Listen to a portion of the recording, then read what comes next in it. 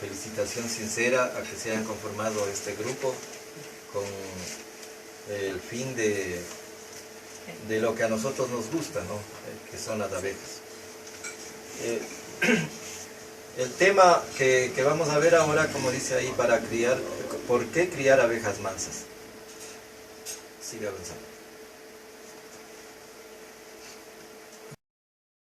Entonces dice, en la apicultura tecnificada la selección y el mejoramiento genético son fundamentales para obtener mayor rendimiento y productividad de abejas. ¿Esto qué significa? Es decir, no solamente tenemos que tratar de obtener,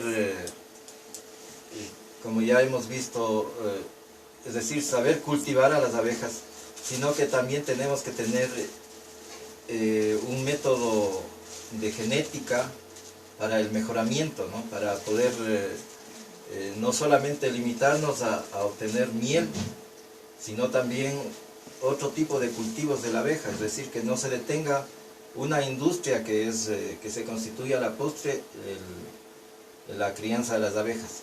Entonces es importante aquí empezar con la genética. Dice, dentro de una buena planificación apícola debe tener el cambio de reinas cada año.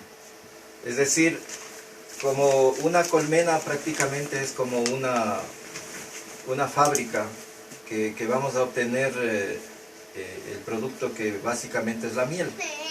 También nosotros podemos obtener otros productos derivados como son la jalea real, bueno, el polen que es conocido, y la apitoxina. Es decir, aquí para que pueda haber una buena producción es importante que cada año estemos por lo menos cada año cambiando de reina, porque la reina, digamos, en su abdomen tiene, diríamos, el almacén de espermatozoides. Es decir, cada zángano que le fecunda aporta con aproximadamente 1,5 millones de espermatozoides a la reina. Y esto se acumula por una cantidad de 10 a 15 zánganos, es decir, que la cantidad que se almacena, ya pueden ustedes multiplicar y saber qué cantidad la abeja acumula en su interior. Entonces, por eso es importante que cuando ya ha terminado su almacenamiento de estos espermatozoides, tengamos que cambiarlo a la reina, porque caso contrario simplemente estaríamos manteniéndola quizás por gusto, por compasión o lo que sea. Y si nosotros queremos verlo de una manera productiva, lo más importante es que veamos que esto es una fábrica y que tiene que estar funcionando de forma óptima. Entonces, por eso es que es aconsejable que cada año se cambie de reina.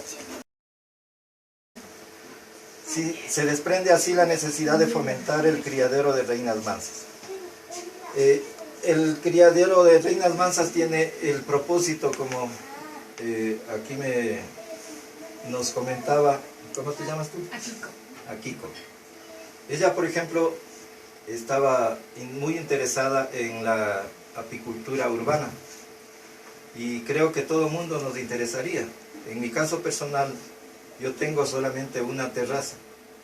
En esa terraza mi interés es criar aproximadamente, poner unas 20 colmenas. Pero el problema ahí es que si las abejas no son mansas, son agresivas, especialmente cuando uno va a cosechar, se los va a hacer una inspección, se alteran. Y el momento que se alteran, empiezan a afectar a los vecinos, a los animales, etc. Entonces, si nosotros tenemos abejas mansas, vamos a tener esa posibilidad de poder cultivar justamente en un medio urbano.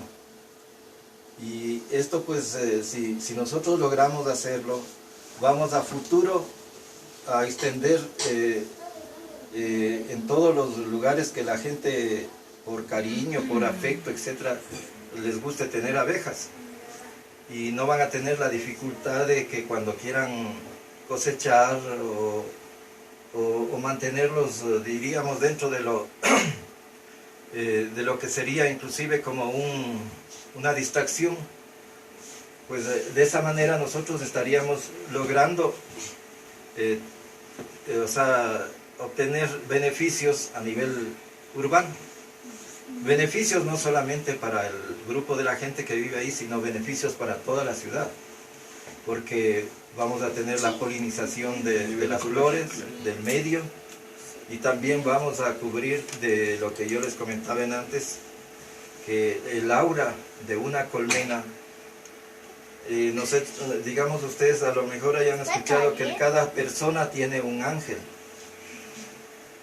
En el caso de las abejas hay un deva que se llama, es un controlador de esa aura de toda la colmena. Por cada colmena hay un deva. Entonces nosotros estaríamos sanando no solamente a nivel de biológico, sino también a nivel espiritual el medio. Estaríamos cambiando con una energía positiva al medio. Entonces por eso sería muy bueno que se pudiera cultivar a nivel urbano las abejas. Dice, la abeja reina después de un año por envejecimiento disminuye su postura y esto se refleja en menor producción de miel, como ya les indiqué antes. O sea, es importante ese cambio para que la productividad se mantenga en los niveles óptimos como el criador de abejas necesita. Con el cambio de reinas podemos controlar el ingreso de abeja africana a nuestros apiarios. O sea, ¿esto qué significa? Iríamos a bases históricas, más o menos por los años 60. Hasta ese entonces habían en todo lo que es Hispanoamérica, o hablemos por lo menos a nivel de Sudamérica, habían abejas que fueron traídas especialmente en la colonia por los jesuitas, y estas abejas eran de origen italiano. Entonces estas abejas se podían cultivar y todo el mundo tenía esa posibilidad de cultivar abejas. Pero a raíz de que un entomólogo brasileño se fue al África a experimentar y observar que la producción de estas abejas africanas era sumamente grande. Entonces la intención de él fue cruzar hacer estos híbridos que estamos comentando con las abejas que habían acá en el continente americano. Pero lamentablemente a él se le escaparon las abejas, dicen que a los trabajadores, etc. Pero bueno, el hecho que él trajo acá, esas abejas se diseminaron en el medio y se extendió por todo el continente. Entonces a raíz de ahí, pues todos los que estuvieron acostumbrados a cultivar abejas se vieron ya en la imposibilidad de continuar porque eran sumamente, no eran nada manejables, ¿no? Entonces eso hizo que la mayor parte de apicultores se aparten del medio y dejaron por mucho tiempo de cultivar a las abejas. Pero luego ya pues ante la necesidad empezaron a adaptarse a estas abejas, pero sin embargo pues no han logrado los objetivos que digamos los apicultores tenían. Entonces por eso el interés especialmente de los países como Argentina, México, Costa Rica y los Estados Unidos se propusieron cambiar la genética de las abejas a través de la inseminación artificial, que es a través de instrumentación, o también, como en este caso Edwin está haciendo, con la hibridación, importando las abejas de Argentina, de Colombia, para que aquí se vuelva a retomar una abeja manejable, que justamente volvemos a coincidir con acá Nico, ¿no? A Nico. Y Kiko. Que ella... ¿A Nico? Dile Kiko todavía. ¿Es a Nico? Que ella quiere poder cultivar la apicultura urbana. Entonces, esto nos permitiría a mucha gente que tenemos esta afición, que podamos no solamente tener por hobby, sino también para como un medio de producción. Entonces, eso es importante. Volviendo al tema, pues, dice, la abeja reina después de un año por envejecimiento disminuye su postura, fíjense. O sea, como les comentaba antes, el almacén donde que están los espermatozoides se disminuye ya a partir del año. Entonces disminuye la capacidad de las abejas, de la reina, digamos, de seguir poniendo huevos. Entonces hasta el año está en una condición óptima todavía para que esto se produzca, digamos, se mantenga como una fuente de producción ideal, ¿no? Luego de un año ya empieza a decrecer, y entonces, ¿qué es lo que estaríamos haciendo? Manteniendo un grupo de abejas que no estén produciendo, y tal vez únicamente como una mascota. Entonces el interés acá del apicultor sería que nos pueda siempre estar esas fábricas en óptimas condiciones. Entonces por eso hasta el año.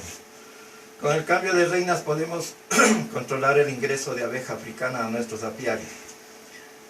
O sea, en este caso no solamente sería el cambio de reina, también, como hacía un comentario acá nuestra amiga también, que perdóname tu nombre.